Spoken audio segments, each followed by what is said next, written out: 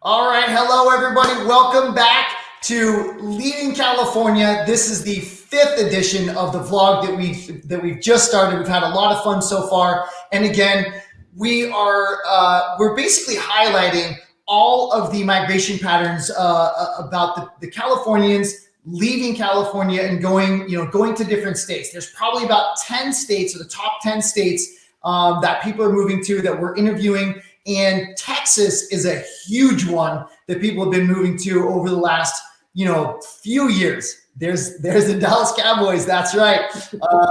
Now the thing is, yes, a lot of people have been moving over to Texas for lots of different reasons, and we're here with Keri Emery today of Coldwell Banker out of the Plano and Dallas area.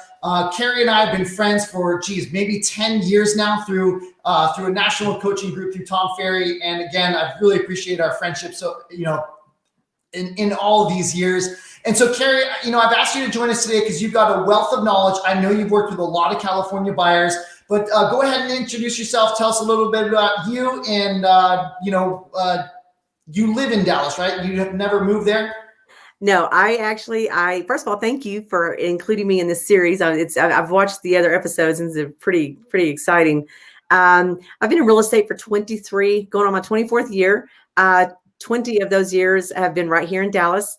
And although I was born in California, but I was born in Paso Robles, which probably, I like their wine. Yes, me too. But my family moved, so I grew up just a little on the other side of Red River in Oklahoma. I knew I wanted to live in Dallas since I was about 5 years old. So here I am. That's right. Why was it that you wanted to live in Dallas since you're 5? That's interesting, being such a young age. So when I was little and we would drive to Dallas, because that was the closest big city from where I lived, to go shopping.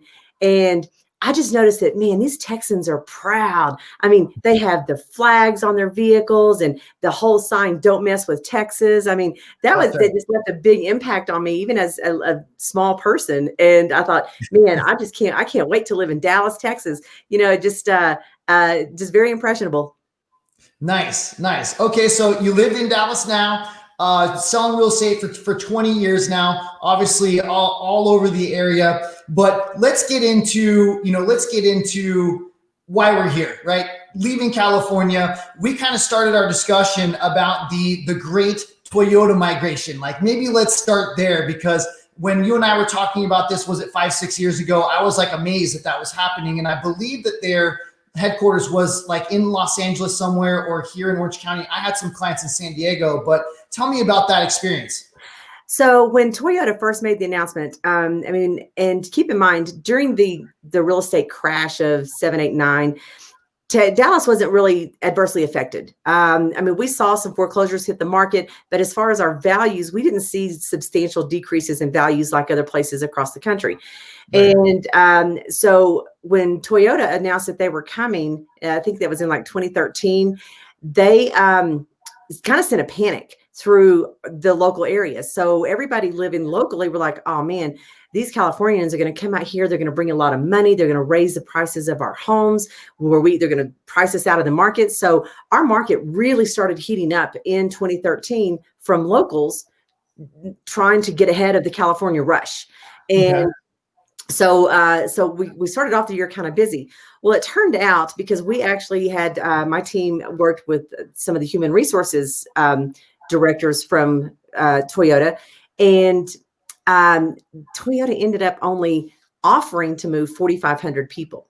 Mm-hmm. And we thought it was going to be much bigger. 4,500 people, though, out of those 4,500, about a third didn't come. They stayed in California. They were too vested with their families there. They took severance packages. So then of the 2/3 that did come, a third of those people rented first because they weren't sure if they were going to like it. And then the other third ended up buying. So the migration wasn't as big as we thought. And right. That was what, 7 years ago, I guess 7 years ago. And so we were all kind of, builders were like overbuilding properties and everything. And so as a result, since not everybody bought, We had a lot more inventory left on the ground at the time, but the market was just really heating up here, just like it was out there where you guys are. Because I remember we've had these conversations. Yeah. So, and it's just gone gangbusters. Now, I'd say in the last 2 years, we have really seen an influx of Californians come into the area. Right. Well, so let's talk about that. And that was the Toyota move was a big thing also for us, because I had a lot of clients working for Toyota in one form or fashion, from marketing to just a lot of different things that were either moving or considering it. And you and I talked about that a lot, but that was a big notable, migration event. However, then since 2013, I want to say, let's get back to this just really quick. I'm going to share my screen with this website here, basically, that I've been keeping a close eye on. It really hasn't moved, but again, it was the inspiration of this series. But basically, the IRS has been tracking since 1992 to 2018 tax filings where people move from one state to the next, and they basically, accumulate or evaluate their wealth and how much is moving from one state to the next. And you can see, even up until 2018, California has been the biggest, the state with the most people and most money moving into it from California, with $12.25 billion moving into Texas during that time frame. Next behind it is Illinois, and that's at $5.23 billion, right? So, I mean, still huge jump, huge difference. And, when we get in, I'm not going to find it very quickly. There you go. There we are. Ellis County is just south of Dallas. We have and we can get into that a little bit more on some of the reasons why people have chosen our area. But Ellis County is south. It's a little more rural. But it's about 35 minutes from downtown. Right. And as you're seeing, San Diego County is like number 5, right? Dallas, number 1, Dallas County is moving into Ellis County. You have Los Angeles, some other Texas areas, right? In San Diego County, where we're from. And then right above that, I lost it. So I'm not going to take too much time going in through all of that. But that's where I was going to say, is that just south? Let's see. That's San Antonio. Yeah. So out of your top 5, 3 of them are coming from California, right? And just right here, San Diego, Southern California. But the thing is, now we have a lot more people. You said the last couple of years, people are moving in as well. And so I'm curious, with, in as much as new companies open and bringing people in there, what is now drawing people to Texas from California in your experience? Because I know you work with a lot of California clients. So interestingly enough, for the corporations, I've learned it's the cities are giving them almost like moratoriums on their corporate taxes. Oh, wow. It's cheaper to do, right? I mean, they move here, they can get set up, and they pay like very little, city taxes, corporate taxes into the city. And that's a huge incentive. So from a corporate level, and there has been we have Intuit is now corporate located here, that makes QuickBooks. Oh gosh, I'm trying to think, plus we already had a strong foothold with Frito-Lay and Dr. Pepper. They're all located here. So corporations do very well here. And the cities make it even better when they cut them such a big break on their taxes. Yeah, right. So corporate moves, I would definitely have to say they are choosing the cost of living, the education benefits because we have great schools, and how much house you can get for the money. So that's why corporations are choosing us.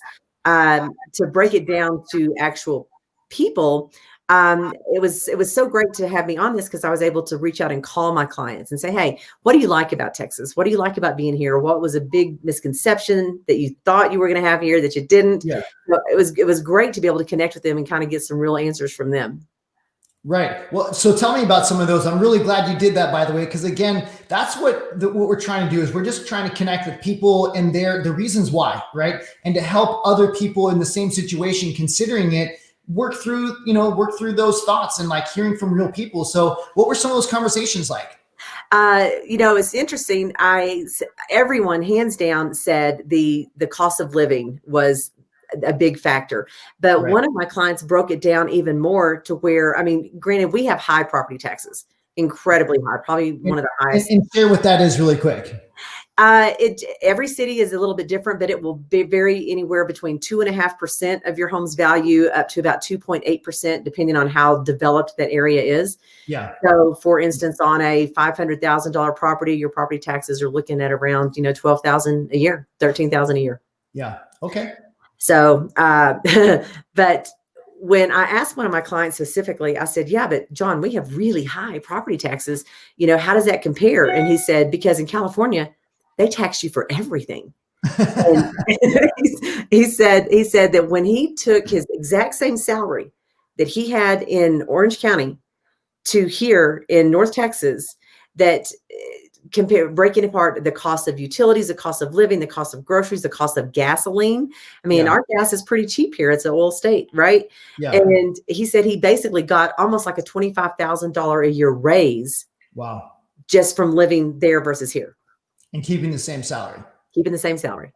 So what about state taxes and income taxes and that sort of thing? If I'm not mistaken, that's another reason why people are moving there as well. We have 0 state income tax. Wow. And our state sales tax is around, like here in Plano, it's 8.25%. So it's pretty much the same anywhere. The cost of utilities, it's deregulated, so you can choose whoever you want, and that's made electricity really cheap. But even more so, I mean, this guy, he sold a 1,100 square foot house for $780,000, and I forget where in California he moved from, and now he's living he spent $615,000 on a 3,800 square foot house, 3-car garage. Media room, pool, corner lot, big yard. I mean, yeah. For the same or less money.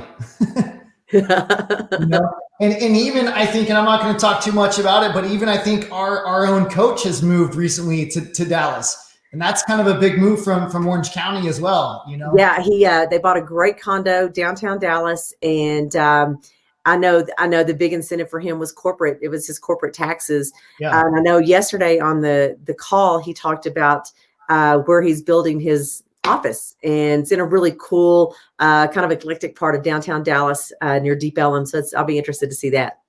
Yeah. Well, I mean, and that's just the thing too. It's like, I know he's been ingrained in California, Orange County, and in Newport Beach for a really long time. It's got to be like a hard decision, right? But people are making like business decisions and personal decisions about what the rest of their life looks like. And I think that now with the last 8-10 months of COVID, right? Almost 12 months of COVID, people have really started to reevaluate, where they want to be and they can be. So tell me something else about Texas in terms of like the lifestyle there. Like, what is there to do? Why are people coming there and being like, you know what? I just fell in love with blank.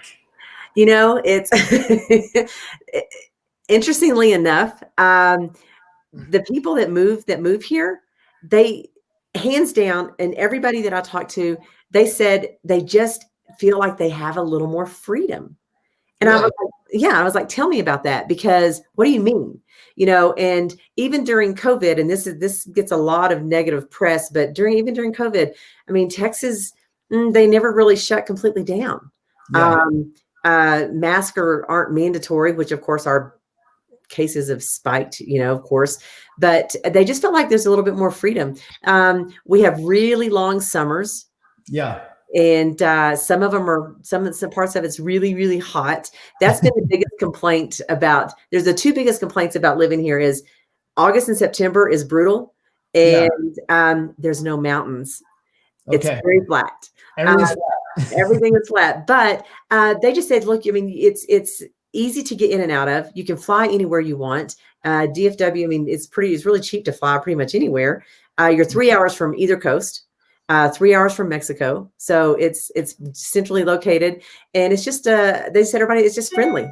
It's just a friendly place to be. Yeah, no, and I've heard that so many times as well. And for the sports fans out there, Texas sports fans are pretty hardcore. The teams have stayed. I mean, as you know, here in San Diego, we lost our football team, which was a shame. but even I told you my brother-in-law, lives in Dallas, and their family's has moved out there from California as well. And he's like slightly converted my son into a Cowboy fan, with a couple of jerseys. So I don't know. I'm happy to send over some Cowboys paraphernalia for you. That's awesome.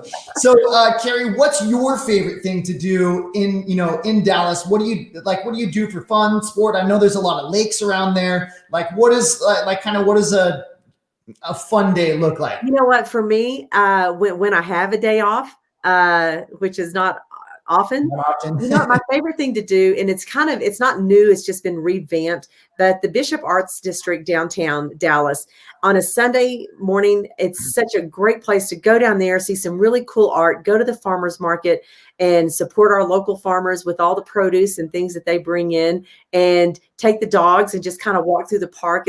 That's probably one of my favorite things to do. Is as simple as it sounds. It's like just getting away from everything and spending the day just looking at really cool stuff. Yeah, just getting some culture. That's awesome. Well, and one thing I meant to ask you previously, but we kind of started touching on like the housing market, right? And people are getting more for their money.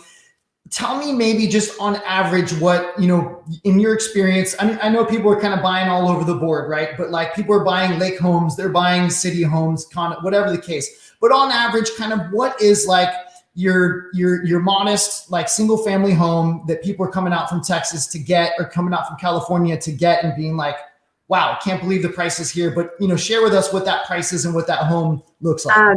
It varies a little bit by where in Dallas you are, but right. That was what I mentioned to you earlier was the biggest misconception that we as realtors had. We were thinking, oh man, these Californians are going to come out here. They're going to sell their $1 million properties, come out here to Texas, and they're going to buy $1 million properties. And that's not what happened at all. They were actually very conservative. It's because they could. They realized they could buy a $400,000 home that's 2,800 square feet, 4-bedroom, 3-bath, and a pool. I don't know where in California you can get that, but that's pretty common here. Maybe a few of the executives, they were able to get, buy a little bit more expensive homes, but that's what threw us off, is that, holy cow, they're buying normal properties.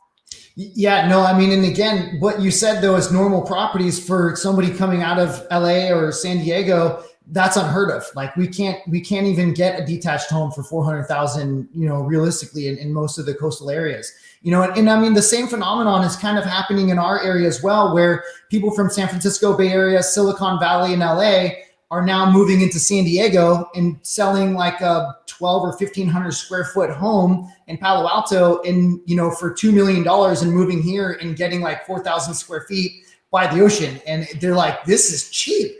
And we're like, it's just perspective, right? It's perspective. Yeah. And I think what it's helping people do is really start to get off the rat, or what do they call it? The treadmill, or the rat race, if you will, and be like, look, I can have the quality of life. I can have a larger home or the space that I want, or live that type of life that I want, and not have to spend every single penny that I make on my home or keeping up with just the cost of living. You know what I mean? And it's interesting because, I attend a lot of events out there in California throughout the year. Yeah. And a couple of years ago, it was a women only real estate event in Huntington Beach. And one afternoon we jumped in an Uber and went up to Beverly Hills to have lunch with a friend of ours. And I was like, oh my God. It was like 2 hours. I was like, This is brutal. And so when in 2 hours, I could be halfway to Houston. Yeah, exactly. And so when I ask people when they move here, I'm like, what kind of a commute are you looking for? Because that will help determine where I want to show you. And they're like, look, anything is going to be better than California. So, you can live 30 miles north of downtown Dallas in a town called Prosper, which is really up and coming, beautiful area, lots of trees. And you can be in downtown Dallas relatively with smooth moving traffic in like 45 minutes. Wow. So commute's been a big relief for a lot of the people that's moved out here. Yeah. I do have to say one positive thing about COVID that I've really appreciated, or COVID timeframe, is that traffic has really died down, and I can stay in the county really in about an hour, as opposed to like 2 hours to go like maybe 30 miles, so yeah, it was crazy. I mean, when we ended up going back to Huntington Beach that day, we hopped a ride with another realtor from Coldwell Banker, and he was like, "Heck yeah, I'll take you back, because with you guys, I can get in the HOV lane." And so we were That's right. It's the small things that keep us happy. So exactly. All right, Keri, is there anything else that you want anybody here in California, Southern California, or anywhere around thinking of moving to Texas, maybe as their state or any other state for that matter? What is one or last couple thoughts you'd want them to know about Texas in making their decision? That is a great question, and I'm glad you asked, because I hear this all the time. Yes, Texas is big. We're a massive state. We're huge. Right. However, if you want to live in the city area or in the suburbs, you're not getting a big yard. Everybody thinks that, oh man, we're moving to Texas. That's so big. We're going to get land. And no, that's not going to happen. These developers are smart. I mean, they build as many houses on a lot as they can. So the average lot size here is about 0.25 to 0.3 of an acre, and they're going to put a big house on it. So that's the one thing I want people to understand is you're still going to get a small yard. You know what? And that's funny perspective, because a $1/4 acre lot here is so hard to come by. And that's usually really? about $1 million. Wow. Normally we're like 7,000 square feet, 5 to 10,000 square feet is kind of like even a larger size yard for most suburban areas, so. Wow. Well, that's probably our average lot size. I mean, you can get bigger, but it's going to cost you closer to the $1 million price range, Right. Well, I mean, so if somebody wanted an acre of land flat by a lake, you know what I mean? It's obviously that's outside of town, but I mean, where would that be at and what would that cost? Oh, well, we have I actually sell a lot of lake properties around the area. Now, Lake Louisville is going to be the closest to the north of Dallas. And it's really big. You can get houses around the lake starting at probably around 800,000 up to 4, 5, 7 million. If you want to be within about an hour commute from Dallas, there's lakes around Cedar Creek Lake. There's, I just sold one down in Corsicana. I can't remember the lake name, but you can get lots of nice lake properties. Now, the demand is so high. I mean, we've seen dramatic increases in our values.